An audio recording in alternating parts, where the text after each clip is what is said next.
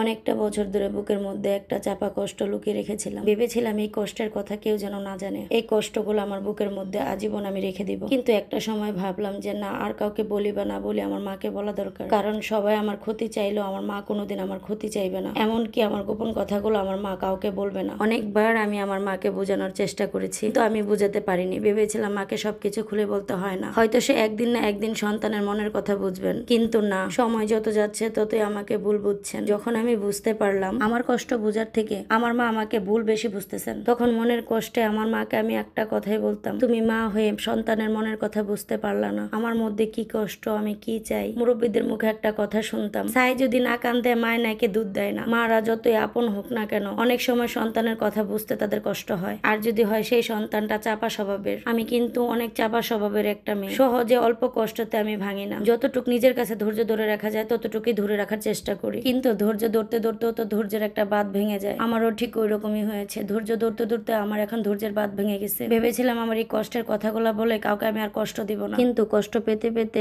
আর সহ্য করতে পারতেছিলাম না। তখন আমার মাকে সবকিছু খুলে বললাম। আমার কষ্টের কথাগুলো যখন আমার মাকে শোনাচ্ছিলাম, আমার মা আমার দিকে তাকিয়ে বাকরুদ্ধ হয়ে শুধু চোখের পানি ফেলতেছিল। যখন দেখতেছিল কষ্টের কথাগুলো বলতে বলতে আমি অনেক কান্না করছিলাম, তখন আমার মা আমাকে বুকে নিয়ে বলতেছে, এই কথাগুলা কেন আগে বলিস নাই, এতদিন পরে কেন জানতে পারলাম। কিন্তু আমার বলা তো আর শেষ হচ্ছিল না, কারণ কষ্টের মুহূর্তগুলো তো ছিল অনেক লং টাইমের। আমার কষ্টের কথাগুলো শুনে যখন বুঝতে পারলো আমার কোনো দোষ নাই, তখন আমার মা আমাকে শক্ত করে বুকে জড়িয়ে ধরে আমাকে শান্ত করার চেষ্টা করতেছিল। মায়ের বুকে মাথা রেখে যখন কান্না করতেছিলাম আর কষ্টগুলো শেয়ার করতেছিলাম, অনেকটা শান্তি অনুভব করতেছিলাম। আমি ভাবি নাই এমন একটা মুহূর্ত আমি পাবো। আর আমার মায়ের চোখে মুখে ছিল আমাকে হারানোর ভয়, কারণ আমি ছিলাম আমার মায়ের অনেক সাধনার একটা মেয়ে। আল্লাহ তাআলার কাছে অনেক মানত করে অনেক আকুতি করে আমাকে এই দুনিয়ার মুখ দেখিয়েছে। আমার মা মা ডাক শোনার জন্য আল্লাহ তাআলার কাছে অনেকটা সময় নিয়ে ধৈর্য ধরেছিল। অনেক কষ্টের ফসল ছিলাম আমি। অনেক বছর পরে আমি এই দুনিয়াতে আসার পর আমার মায়ের বাঞ্জা নামটা দূর হয়েছে। যে মেয়েদের একটা সন্তান নেই, সন্তানের জন্য কতটুকু আকুতি করার পর একটা সন্তান এই দুনিয়াতে আসে, তারাই একমাত্র এই সময়টা বুঝতে পারবে। আমার মা বাবার বিয়ের অনেক বছর পর আমি এই দুনিয়াতে আসছি, তাই সবার কাছে আমি খুব আদরি ছিলাম। সেই আদরির কপালে যে সুখটা খুব অল্প দিনে, সেটা কেই বা জানতো। এই জন্যই আমার মেয়েকে কেউ বেশি আদর করলে আমার খুব খারাপ লাগে। খারাপের থেকে ভয় বেশি লাগে। আমি চাই না আমার মেয়েকে বেশি কেউ আদর করুক। আমার মেয়েকে কেউ বেশি আদর করলে আমার অনেক ভয় হয়। আমার মেয়ের ভাগ্যটাও যদি আমার মতোই হয়, আমি সবসময় আল্লাহ তাআলার কাছে দোয়া করি, আল্লাহ এরকম ভাগ্য আমার শত্রুরা যেন না দেয়। আমার না বলা কথাগুলো আমার মাকে বলতে পেরে নিজেকে অনেক হালকা মনে হচ্ছিল, যেটা আমি এত বছর ধরে বলতে গিয়েও বলতে পারিনি। শুধু আল্লাহ তাআলার কাছে দোয়া করেছি আর বলেছি, হে আমার রব, আমার চলার পথের রাস্তাটা তুমি সহজ করে দাও। জীবনে বন্ধু বান্ধব বলেন আর যাই কিছু বলেন না কেন, কারো কাছে কোনো কিছু বলে শান্তি পাবেন না যতটা মায়ের কাছে বললে শান্তি পাওয়া যায়। অন্তত বাবা মা কখনো খারাপ বুদ্ধি দিবে না, আপনাকে ক্ষণিকের জন্য হলো একটা ছোট্ট সান্ত্বনা দিবে, কিন্তু কষ্টের মুহূর্তে এই ছোট্ট সান্ত্বনাটাই অনেকটা বেশি দরকার।